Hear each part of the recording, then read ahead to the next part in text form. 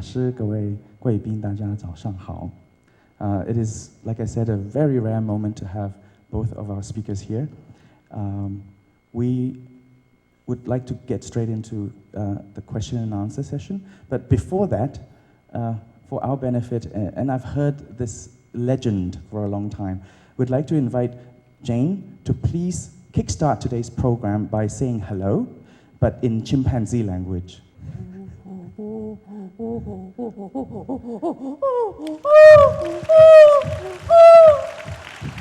Thank you.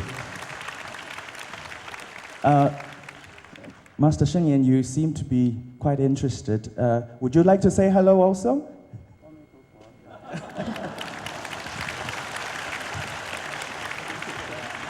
Xie xie两位. Okay. Both of our speakers' lives, in many ways, are very similar. Both teachers have lived through the war. Both have emphasized the importance of education. Both have worked extremely hard to secure their PhDs, and both have emerged against all odds to become world-renowned proponents of peace, environmental protection, and compassion. So our first question is, when did the seed of compassion take root in your hearts?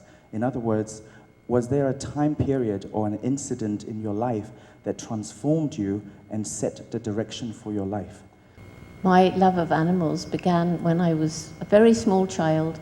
Before I could talk, my mother told me that I was watching animals and loving them. And I had a very, very wonderful mother who always encouraged my love for animals. And she herself was a very, very compassionate person. So I give you one example, short.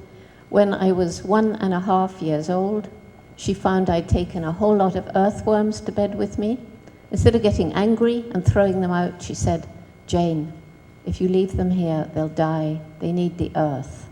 So we took them together and put them back in the earth. Thank you, thank you. 那我们请问师父，您生命中有没有一段日子或者是某些事情让您的生命方向是转变了，往慈悲这一条路走？慈悲这个2个字当我会说的时候已经很晚了，但是慈悲这个行动这是很早，那时候我还不会讲话。小的时候呢，这个我很喜欢跟一些虫玩在一起。有的人呢喜欢这是玩青蛙呢，这是玩蟋蟀呀，但是我喜欢玩蛇，这是很可怕的事哈。我的父母看到我玩蛇，他们觉得很奇怪，蛇很可怕，但是呢，在我的感觉上，那个蛇跟我很亲切，他经常一直跟我在一起。这个状况一直到我这个30岁的时候，我到30岁，在台湾的山里面闭关了。这个是另外的蛇了，不是同样的蛇。那另外的蛇呢，有几条蛇就在我的关房里面，就在我的房间里面呢，进进出出。有时候呢，它就睡在我的床铺上，跟我同时在睡觉。那我不知道他们存在，他们好像也不知道我的存在。照道理蛇是会咬人的，可是呢，对我来讲的话，蛇是我的很好的朋友，它不会咬我，它不会咬我找东西吃，它也不会这个来欺负我或者害怕我。所以说我跟蛇好像有这个很深刻的因缘，一直到今天呢，我在我们法鼓山上这个在我的官房里边，还有这个模型的蛇和模型的老鼠、模型的青蛙，在我的官房里边呢，跟我的这模型人住在一起生活。那很多人在问的，这个圣严法师这么老了，还在官房里头还在玩这些这宠物啊？我说不是，这个不是我的宠物，他是我的朋友，他这个一向就是跟着我一起的，所以说我为了纪念他们呢，因此呢，我就留在他们这个模型呢，在我们的官网里边。Thank you. Well, it appears that both teachers here have naturally occurring affinity with animals. So the next question then is the natural compassion that you feel inside. How did that transform over the course of your life into this huge force which is driving you and inspires so many people? It's difficult for me to, there's no particular moment in time, because this compassion, this love just gradually grew, and the more I realized the problems on the planet, whether they affected people or animals or the environment, the more I knew I had to do what I could to try and make a difference. And I think it's true that when you're born, you have certain gifts which you can either nurture or abandon. And I was given a gift of being able to communicate to some extent with animals, but also with people. I will never forget the first time I saw a chimpanzee in a 5-foot by 5-foot cage in a medical research lab. I knew that he'd been there for 30 years, and it was shocking. When I saw chimpanzee mothers killed for food and their babies sold at the side of the street, little tiny creatures that couldn't possibly look after themselves, it was shocking. When I looked in the eyes of little children in the refugee camps in Tanzania who'd seen their parents killed in the ethnic violence in Burundi and Congo, that was terrible. And when I look at my 3 little grandchildren and think how we've harmed the planet since I was their age, I feel a sense of shock and outrage, and that all of those things have developed compassion and a burning desire to do whatever I can. 这个一个人的生命的过程呢，有的是突然间发生一些非常重要的启发或者启示，有的呢不是，而是从在生命的过程之中渐渐地发生的一些经验而使得他们呢转变了他们的人生或者是心理的转变。那我个人呢，也可以说是很特别。我只有这个7、8岁的时候，那个时候讲话还不大会讲，就对于这个整个的宇宙的一种看法，就好像这个宇宙并不是分开的，这个是另外的人，这是另外的东西，这是另外的世界，或者是另外的这个事情，好像这些所有的东西呢，都是连接在一起的，都跟我的生命，跟我的个人是有密切相关的。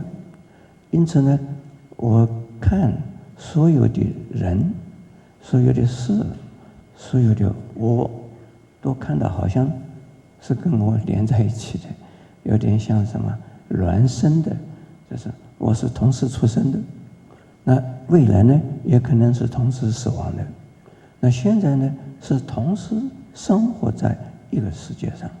那同时生活在一个世界上，并不代表着说是他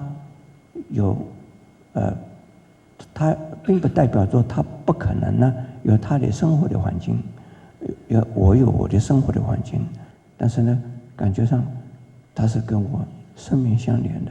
那我看整个的宇宙，我觉得这是我的大的一个房子，就是我自己住的房子。那我看我的这个环境来讲的话，我们有看到说是这个是人，那这个不是人，说这个是动物，这个不是动物，晓得这些动物跟我们人是不一样的，可是呢，这是自己的感受上是相同的。那这种感受是不是叫做慈悲，我不知道。后来我长大之后呢，从佛经里边看到有一个名词叫做同体大悲，也就是释迦牟尼佛看这个世间呢，所有的人事物，特别是众生，是同一个身体。这个身体是什么身体？是慈悲的身体，叫做同体大悲。那这个叫做大悲的，又叫做慈悲。那普通的人就同情呢、同理啊，都不能够叫做大悲，都是只能够叫做说我同情他，我这个很关心他，这个呢不能算是大悲。那我当时我也不知道我自己这是个大悲的心，那只知道这种感觉是自然而然产生的。Jane, I think you've heard a little bit about Shifu describing a sense of connectedness with nature. And in your books, you have also written quite extensively about that. Perhaps you'd like to share with us your experience of the African jungle, a little bit about how you felt connected to nature in the way that Shifu has just described his connection to nature. Yes, indeed. When I was all those months alone out in the forest with the chimpanzees and the other animals, it was a very, very strong feeling that we were all in this together. And one of the things I love most about being out in the forest alone is that when you're truly alone in nature, the human being vanishes and you are a part of nature without remembering that so often people try to make us feel that we're different. And out in nature, there's this cycle of life and death, and life depends upon the death of other organisms, and there's no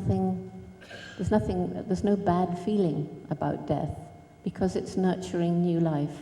That was a very strong feeling that I had. Thank you very much. We've come to a point where I think this is really a question that I'd like to ask on behalf of a lot of our audience here today. We have schoolmasters, headmasters, people involved in education, we have teachers.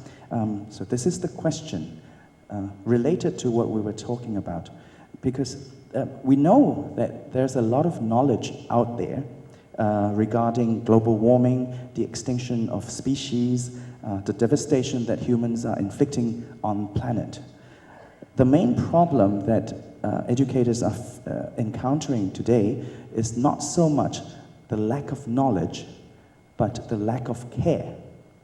In other words, we hope to seek some advice from both of you being quite experienced teachers. How do we connect knowledge, which is all up here, into our hearts? In other words, how can we educate the young so that not only do they know more, they will care more? 林先生问起，从头脑、从心产生的一种动力啊，来给我们的下一代小孩子们呢，做他们一些规劝，或者是呢教育，或者是诱导，或者是呢就是化育。那这一些工作是不是仅仅是靠嘴巴就可以做得到的呢？我想不是。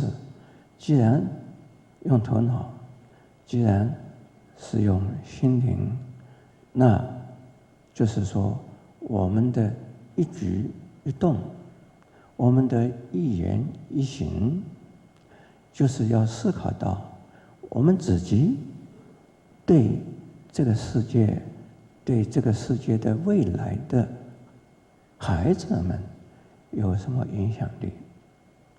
对我们自己也许考虑不到有什么影响力，可是呢，但是对于未来的孩子们的影响力是怎么样？我们看到啊，有人这样子主张，爱护动物的人，特别是爱护小动物的人，他是不会忍心呢去伤害其他的人的，是这样子吗？不一定，不一定。我看到过有好多小孩子啊虐待小动物，可是长大了以后啊，他们是很有爱心的人。这个蛮奇怪的，这个是一个非常大的一个冲突啊。小的时候是虐待小动物，长大以后他们会爱护动物，就有点像什么？有像本来是在森林里边，在非洲以打猎为职业的人，结果呢，他们变成了在非洲森林里边呢保护动物的人。那像这样子的一种转变呢，是怎么来的？因此呢，人，我相信呢，人多可能呢会转变。好的，小的时候好的，可能大的时候可能变成坏的；小的时候是坏的，可能大了以后就变成好的。有的人在某一个时段是好的，到某一个时段他就变成坏的。因此，人是要靠教育的，能够好的变成更好的，坏的变成好的，这个是教育的目的。但是呢，这个世界上是不是说不需要教就是好的人，不需要教他就是坏人？有，但是呢，这个呢还是要靠后天的来教育啊，来纠正他们。那纠正以后，我们这个世界上都是个好人，坏人就变成没有。那么像这样子的一种例子呢，我自己亲自也体验了。我小时候也曾经虐待过小动物。我说，那个蛇跟我在一起，这个青蛙也跟我在一起。那蛇呢，跟我在一起的时候，它不会找我的麻烦呢。我很喜欢它了，就跟我在一起。那个蛇，这个青蛙身上黏黏的，不是很好玩，所以说我抓了青蛙往外丢，它痛不痛我不知道，活丢出去以后是死还是活不清楚。那事后我后悔，我说这个做了坏事了，将来我要受坏报，也要被这个青蛙从窗子里丢出去，那样子这个狗包子是要自杀，是很痛苦的事。I've got two separate pieces of my answer, and going back to how I heard you ask the question at the beginning, it would be all around the world. People know more about the environment than they did. They understand global warming and the destruction that we've wrought and the poverty and hunger. But they feel helpless because there are too many problems. And so they do nothing because they don't know what to do. This is why we began our youth program, Roots and Shoots, because the main message of that is every single one of us makes a difference every single day. And we have a choice, some of us, as to what kind of difference we're going to make. And when you make small changes in the way you live, because you're thinking about the consequences of what you do on the planet, animal suffering, human suffering, then you make small changes, but thousands, millions of small changes around the world are leading to a very big change. And the second part of my answer is about the heart and the mind. And we can talk a long time about ways in which humans and chimpanzees and some other animals are the same. We're the same in so many biological and behavioral ways. Yet, we are different. And the main difference seems to me to be in this explosive development of the human intellect, which I believe stems from the kind of language we've developed, which enables us to discuss and teach and plan. So you can compare the anatomy of a chimpanzee and human brain, and they're almost the same. But you can't really begin to compare the intellect. So if we are the most intellectual creature that's ever walked on planet Earth, how come we're destroying our home? We've only got one planet Earth, and we're destroying it very fast. And so, as you said, there has been a disconnect between this clever mind and love and compassion, the human heart. And I think that because of that, we've lost something called wisdom, so that the indigenous people around the planet would make a big decision based on how does this decision we make today affect our people way in the future? And today, we make decisions based on how will this affect the next stockholders meeting, shareholders meeting? How will it affect me now? How will it affect my family now? And I heard in a speech by an Inuit from up in Greenland, way up in the cold north, at a big gathering in New York. And he said, "My brothers and sisters, up in the north, we know every day what you people are doing in the south. Up in the north, the ice is melting. What will it take to melt the ice in the human heart?" And I dare to believe it's beginning to melt. Thank you very much. 那我想请问师父，针对珍古德教授这番话，有没有什么想法吗？特别是刚才教授说到，人的头脑跟他们的心因为disconnect 分隔了，所以他们因为这样子就失去了智慧。那就请师父开示，到底人的头脑跟人的心怎么样可以互相讲话？我在回应这个问题以前呢，我想请教一下这个珍古德博士一个问题，因为我曾经在一篇文章里边呢，在珍古德博士的一篇文章里边讲到，他说人类是有非常弹性的，人类呢有非常大的希望的，人类呢未来一定有前途的，这种思考法也是我的思考法那我也非常相信人类一定是有未来的，人类他会有在必要的时候他有他的弹性的但是我想问一个问题呢，就是根据珍古德博士的想法，我们这个地球既然知道它是这个温室效应呢越来越严重，而地球的这个破坏呢，这个人为的破坏呢越来越严重了，那地球上的物种消灭的越来越快速越多，那未来这个地球究竟有什么希望不是说到最后就是没有了吗？就是灭亡了吗？这么还有什么种芽一直生长下去，一直有希望呢？这些种这些芽都可能到最后也都是灭亡了，都被这个一种坏的转变的这个地球的环境转变了，那就变成了地球的毁灭。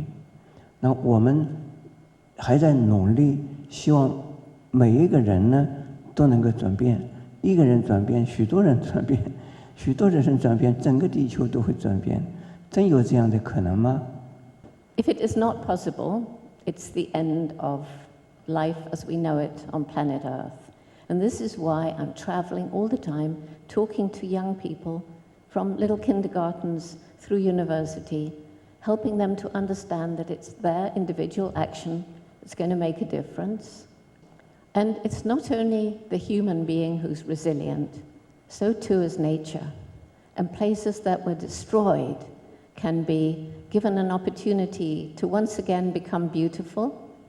And just before you came, I was listening to a presentation by the government of Taipei City and seeing how wetlands can be created to clean the filthy water and take the pollution away, and children can play in the water, and all the birds and animals are coming back, and the water is cleaner than it's been for the last 30 years. And we don't know yet how drastically species will disappear because of global warming, but we have to go on fighting to save them now, so that at least we have the best stack of cards ready to cope in the future. So my dream for the future is a critical mass of young people all around the planet who understand that there is more to this life, there is more to value in this life than just making money, and that while we all need some money to live, there are too many people living for money.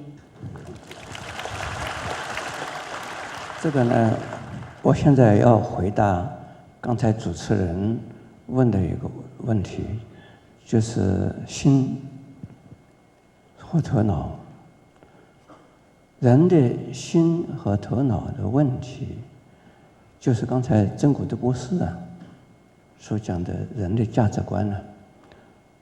这个我们虽然看到了这个地球，明明它是往破坏的路上走的，明明的是往这个消失的路上走的，但是我们还是要努力要转变它。这个在中国叫旋转乾坤，就是什么意思？就是转不可能为可能。大家认为觉得是不可能的事，从眼前看，从有限的时间和空间来看，这是不可能的，一定是死路一条。但是呢，从未来的永恒的看，那就是用我们的心，用我们的头脑，可以使得不可能的成为可能。比如说，有人说成佛是不可能的，成佛因为到现在为止2500年的历史过去了，世界上只有一个人成了佛，那其他的人都没有成佛，而成为这个强盗土匪的很多，成为佛的人只有他一个人。那因此就有人就失望了，未来大概成佛是不可能的，成为这个坏人恶人这是非常可能的。朝这个方向思考，那我们是没有未来的。但是从我们一个宗教式的一个角度，或者是呢从一位教育家的角度来看，这是转不可能为可能，这是有希望的。我们每一个人都是朝着这个方向思考，朝这个方向去做，那我们才有明天。否则的话，我们明天不要说明天，今天我们就没有饭吃。那我们相信有明天，我们相信有未来，我们相信有无限的未来，大好的未来。那我们会教我们的孩子们呢，朝这个方向去努力。那这个呢，就是一个人照着这样子做，我们所有世界的人都教的孩子们都这样子做的话，我们这个世界是可以回转的。扭转乾坤不是一句神话，而是一种事实。我们只要用我们的心，我们有心去努力，那事实会成为实现。Would you not agree that if our children lose hope, there is no hope? 希望是有的呀，他从小就是乐观的，他从来没有悲观过，他总觉得明天还有明天，今天没饭吃没关系，明天再说。那这个是乐观的人呢？这个世界上乐观的人很多，那但是呢，有一些人是悲观的，就是哎呀，今天过了，明天怎么过啊？对，那因此呢，我们要鼓励转悲观为乐观。明天还没有到啊，不要去担忧，要不然的话，我们这个世界上的人都变成了忧郁症。I think both agree that, as Jane has said, if children don't have hope, then we have no hope. And really the point I want to make is the work that Jane's doing with the Roots and Shoots program, and also Master Sheng Yan has a program called 心灵环保 and 心六轮. These are programs that relate to changing each and individual heart one by one. And it's as though like the little lights on a Christmas tree. You know, one by one, by one, by one, they light up, and you have a wonderful world from there. We have the privilege of studying the works of both our teachers here, and we make this observation. Jane, you speak extensively about connecting with nature and reaching out to nature, and in so doing, you have found your place in the world, and also you derive nourishment from nature.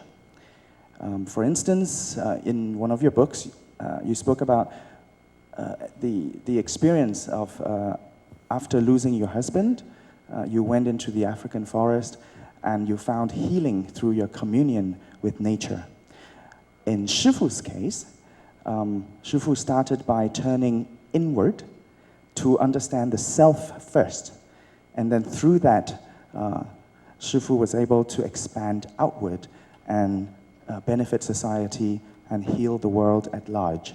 So if I may just add a little bit to that question. So we discover that there are two journeys. One that appears to be from outside in, going from nature and finding yourself. And then in Shifu's case, it's from inside out, focusing on the self and then expanding outward.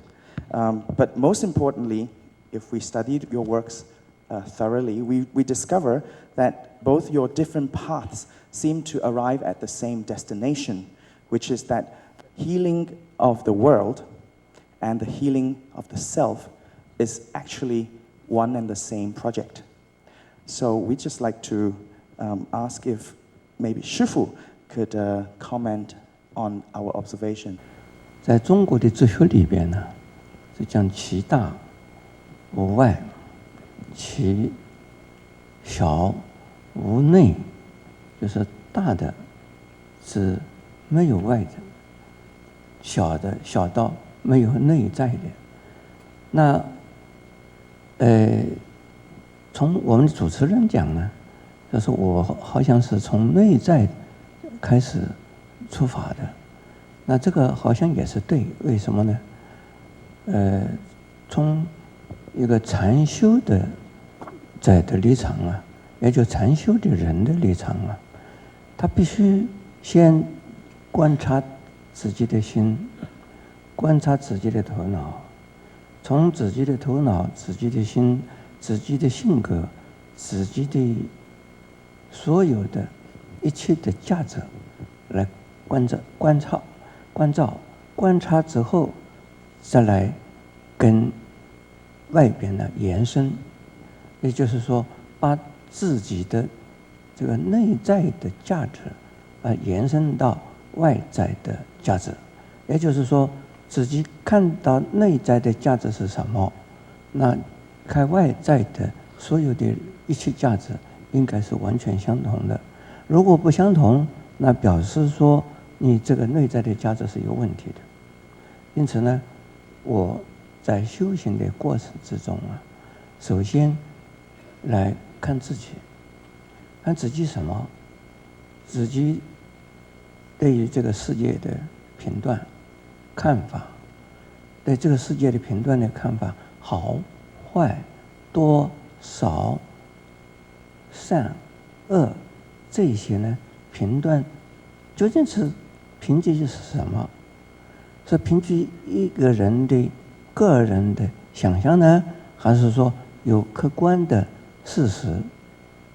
我现在想请问诸位，这里有没有客观的事实在？有没有客观的事实？告诉诸位，没有客观的事实。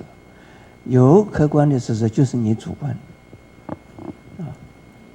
这个，因为你主观的在自己呀，在评断这样评断那样，因此呢，你认为把自己的主观说这是客观，这是我替你想的，这是我为大家想出来的，这是我聪明，这是我智慧，这其实是笨人，因为他替其他的人呢做了评断了，那这个人是一个笨人，那我呢是一个笨人，可是呢我知道自己的笨人，就是对于外在的其他的人呢少做一点评断，那有评断我还是有评断，但是呢就少做一点评断，那因此呢对自己来讲，因为少做评断，所以呢自己的立场啊不会的坚持我一定要怎么样，我一定的想法一定是这个样，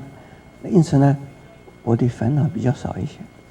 如果说坚持着我的想法一定是对的，你的想法一定是错的，那我死了也不承认你是对的，那如果是这样子的话呢，这个烦恼就多了。所以从内在开始从内在开始呢，是关照自己，关照自己，然后再关照我们整个的世界。这样子呢，我就回到原点，就是宇宙是圆的，我们从哪一点出发，回到最后一点呢，还是在哪一点？那是同一点。那我跟这个珍古德博士不管是他是从内还是从外出发，我们两个人到最后是同一点交汇的，对不对？ I think that I began actually with an inner journey, because I remember as an adolescent spending hours and hours reading about philosophy. The Second World War came to an end and pictures of the Holocaust came out, and I spent long time struggling to understand good and evil, a good, just God who could permit such evil. And then I went out into the world, and I was a young girl. I had fun. I had a great time. I had boyfriends, and we had fun. And then I went to the Gombe forests, and there began this process of learning about oneness, learning about interconnection. And in some ways, somehow, this seemed to help me to understand those questions I'd struggled with when I was younger, questions about eternity and time and all those things that sometimes particularly bother adolescents when they're growing up. And for me, this growing up inwards, outwards was always interwoven. And so it took teaching myself all that I would have learned if I had gone to undergraduate university, which I never did. I got my PhD without those courses. So I always felt at a disadvantage with other scientists. So I taught myself all that I had not learned and wrote a big book about chimpanzee behavior. And that gave me the confidence, along with my forest experience, to take this new journey, which is out into the world, gradually learning as I did that more and more ways in which I could try to be effective, ending with roots and shoots, I think. So in a nutshell, it seems to me that my inner and outer journeys have always been completely entwined like two snakes mating each other. 珍古德博士也喜欢蛇啊。Yes. Of course I like snakes. Well, in Jane's sharing of her experience going through, or rather securing your PhD without the supposed proper route of going through education, undergraduate education, etc. I'm reminded that actually Master Sheng Yan had pretty much gone through the same process in the sense that he hadn't had proper school education, and it was through lots of hardships that he managed to secure his PhD, and he seems to be, as Jane has become, this wonderful beacon of light. Perhaps we all shouldn't go to school. 这个完全跟我们两个人学的不上学啊有问题。那我们这些高中的叫校长就没有饭吃了。因此，这是我们不同的境遇，所以造成了我们这两个人呢，在东方在西方都没有经过中学、高中，我中学、高中都没有经过啊，大学也没有经过。但是呢，最后我还在大学里边得到博士学位的。那么这一个呢，如果说是整个的一个世界大家都不要有教育，不得了。这是我们这两个人呢是个怪物，所以是呢，这个是非平常啊，非平常。但是我们这个社会还是要有平常的教育啊，去推动。那现在我来，就是问呢，我想问一下这个珍古德博士啊，他这个根和芽。它是代表着是什么意思？我知道了，已经看他的书，但是许多的人可能不知道，根是代表着什么，芽代表着什么？对于未来来讲的话，根和芽有什么不一样？ I will happily expand on roots and shoots. It's my passion. And first of all, it's a very symbolic name, because if we imagine a seed it's going to grow into a big tree. When it starts to grow, tiny little roots come out in a tiny little shoot.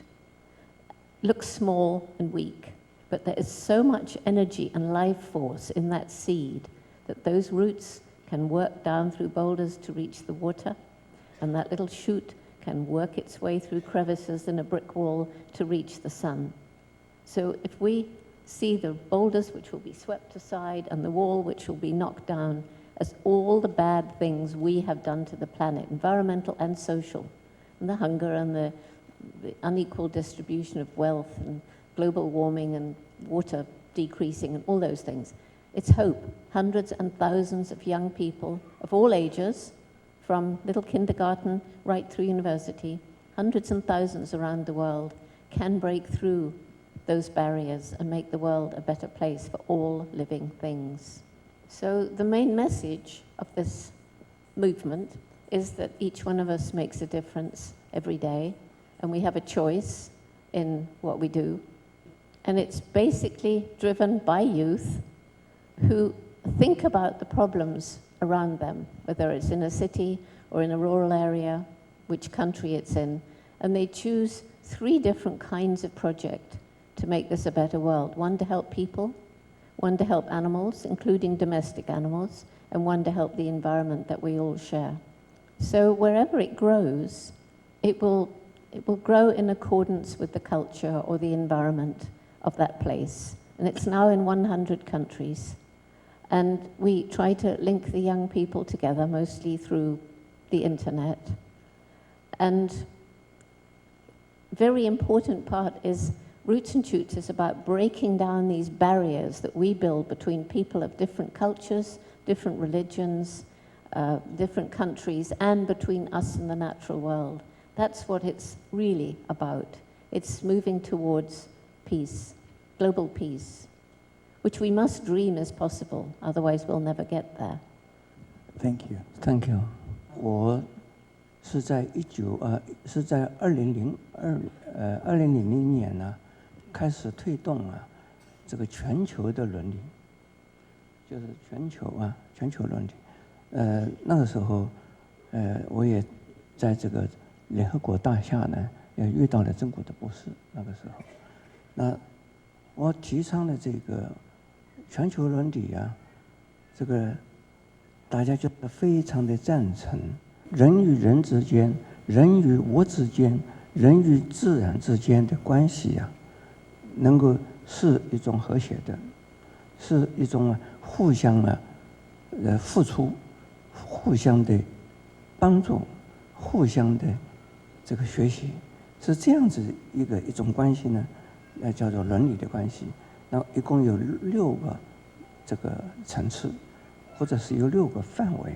那这个6个范围，在过去中国一共有5轮呢，那我们现在呢变成6轮，那是这自然的，有这个家庭的，有学校的，有工作场所的，有民族之间的，有各种各样的关系，不管是人、动物或者是非动物之间的就是关系。那有关系就应该要付出关系之中的义务和责任。那这个就要突破一般的所谓动物的一种性格。动物的性格只知道保护自己，只知道强在食，弱在肉，弱在这肉强在了食，这是一般的关系。那是我们讲这个天然的、自然的伦理关系呢，就是只有彼此的互相的保护的。那这个观念呢，我们现在在台湾呢，提倡了已经有3年。那么这个就是要大家互相的爱护。我们对于这一根草、一根木，不管它长在哪里，我们都要爱护它。它的存在一定它有它的功能，既然有功能，对我们是有帮助的，那我们需要爱护它。所以这个就是伦理的思想。另外，伦理思想呢，是从心开始。心呢，心灵这个是一个非常这个非常抽象的一个名词。心灵究竟是个什么东西？心灵呢，你说它是个什么，都不是，而是说我们心理的功能。心理的功能呢，是注重在于道德方面的发挥，这个叫做心灵。如果说是这个人有心灵怎么样，就是人有心灵活动，不一定有道德观念。那有了道德的观念的心理活动，这个就是心灵的活动。那因此呢，我们就是心灵这个推动这个世界的环保呢，我们叫心灵环保。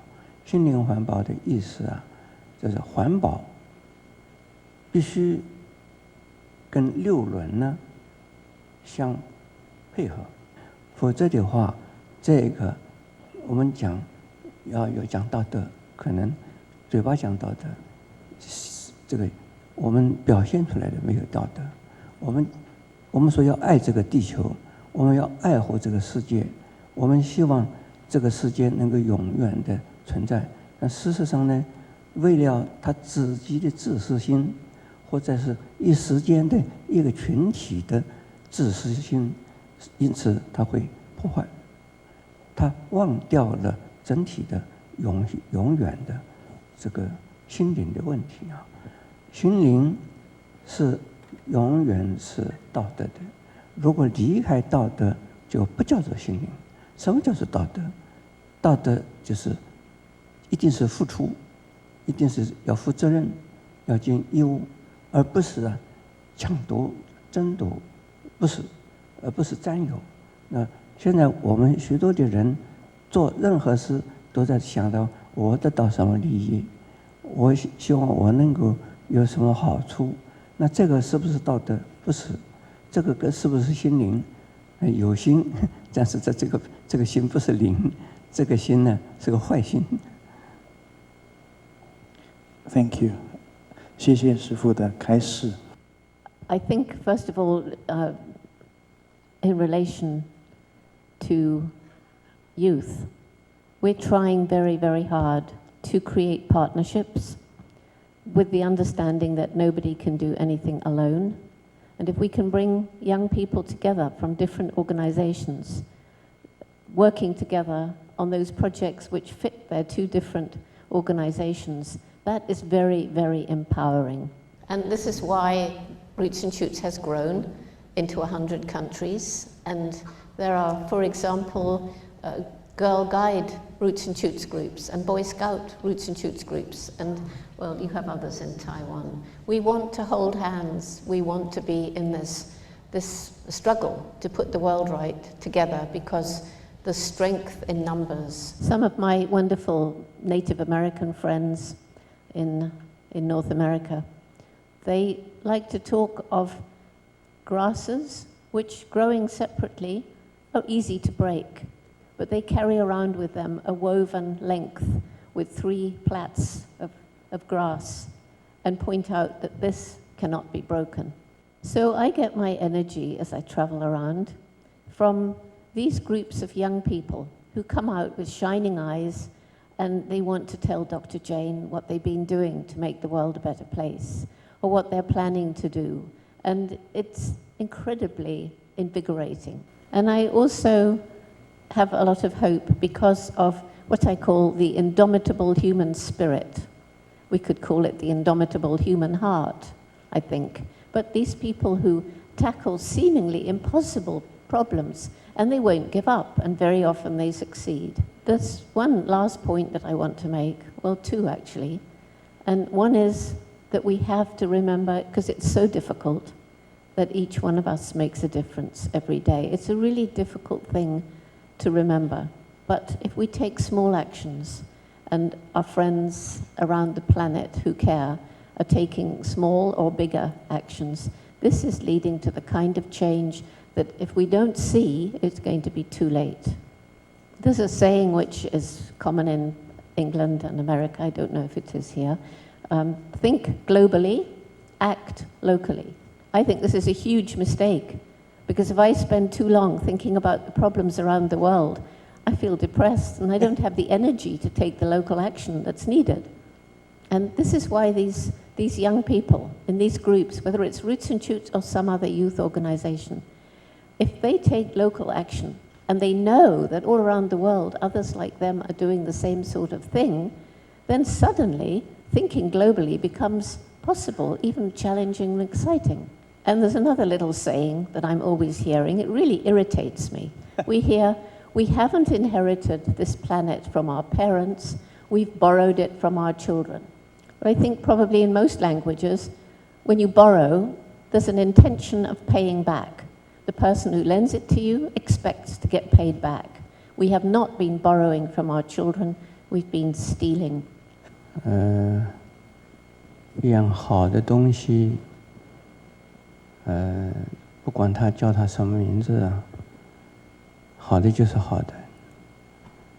而且呢，一样好的东西，不管它是在东方叫它什么名字，在西方叫它什么名字，好的就是好的。我相信根与芽这个2个名词，在珍古德博士所造成的运动之下呢，已经在全世界有127个国家的组织。那在我们台湾呢，也正在刚刚开始萌芽中，而今年也是在扎根。我相信根与芽在台湾，它从芽而变成根，然后呢，再长出很多更多的细的种子变成芽，再变成根。那这个呢，好像跟我的这个活动有没有什么关系？我相信一定有关系，而且有100%的关系。好的运动是不管叫它什么名字，不管在哪里，都是相同的，都是相通的。所以但愿呢，我们这个团体跟珍古德的这个运动能够常常交互，常常彼此能够互助合作，我们虽然不叫根与芽，但是我非常100%的同情、同意这个赞成根与芽。